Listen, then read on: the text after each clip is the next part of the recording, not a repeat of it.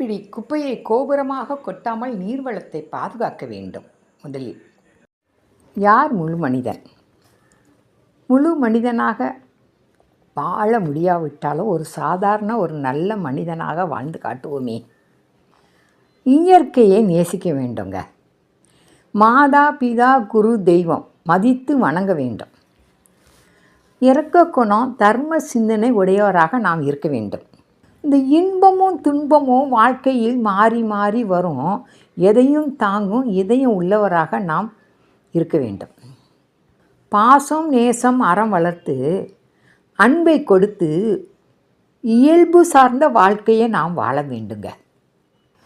பிறர் மனம் புண்படாமல் அவர்கள் செய்யும் செயலுக்கு குறையும் கூறாமல் தன் குறைகளையும் உணர்ந்து பண்புடன் பேச தெரிய வேண்டுங்க.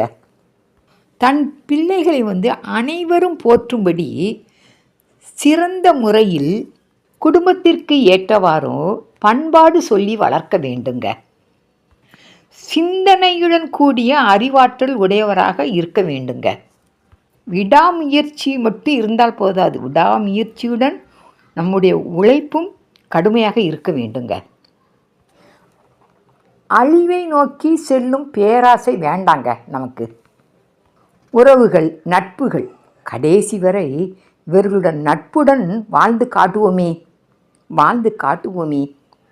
பெற்றோரை எக்காரணம் கொண்டு கைவிடேல் என்று மனதில் உறுதி கொள்ள வேண்டும்.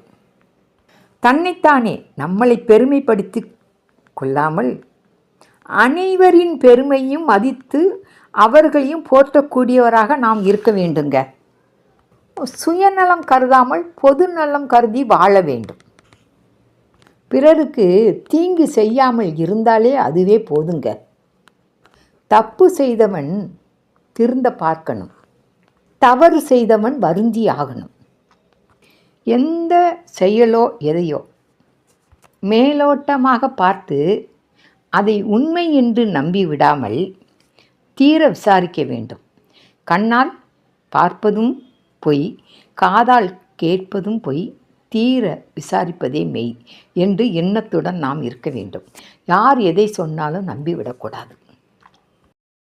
சங்கு சுட்டாலும் அதன் தன்மை மாறாதுங்க.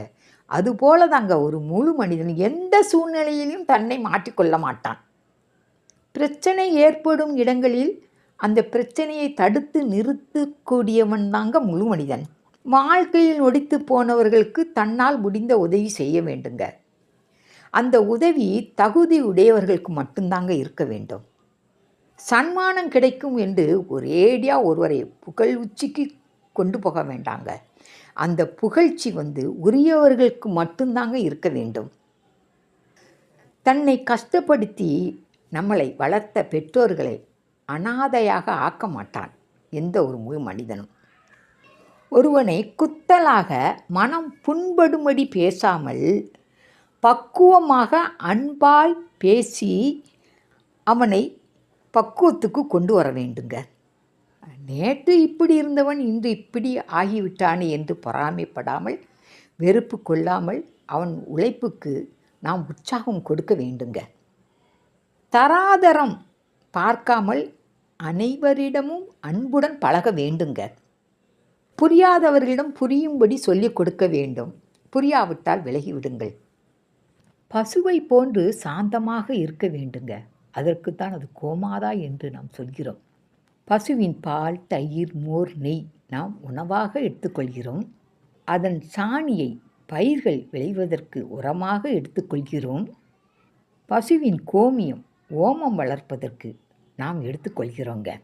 அதனால்தான் அதை கோமாதா என்று நாம் வணங்குகிறோம். உனக்கு தெரிந்தவன் தவறான பாதையை நோக்கி சென்றால் அன்பால் எடுத்துரைத்து அவனை திருத்த வேண்டுங்க. தன்னை காப்பாற்றி கொள்ள வேண்டும் என்ற எண்ணத்தோடு இல்லாமல் நேர்மையை உறக்க சொல்ல வேண்டுங்க. வேலை பார்க்கும் இடத்தில் எத்தனை உயர்ந்த பதவியில் இருந்தாலும் நம்முடன் வேலை பார்க்கும் சக மனிதர்களையும் மதிக்க வேண்டுங்க. சாலையில் விபத்து ஏற்பட்டால் வேடிக்கை பார்க்காமல் நம்மளால் முடிந்த உதவி செய்ய வேண்டுங்க. மேலும் இரத்த தானம் செய்வது மிகவும் நல்லதுங்க. உடல் உறுப்புகளை தானம் செய்யலாங்க. அது எத்தனை பேருக்கு உபயோகமாக இருக்கும்.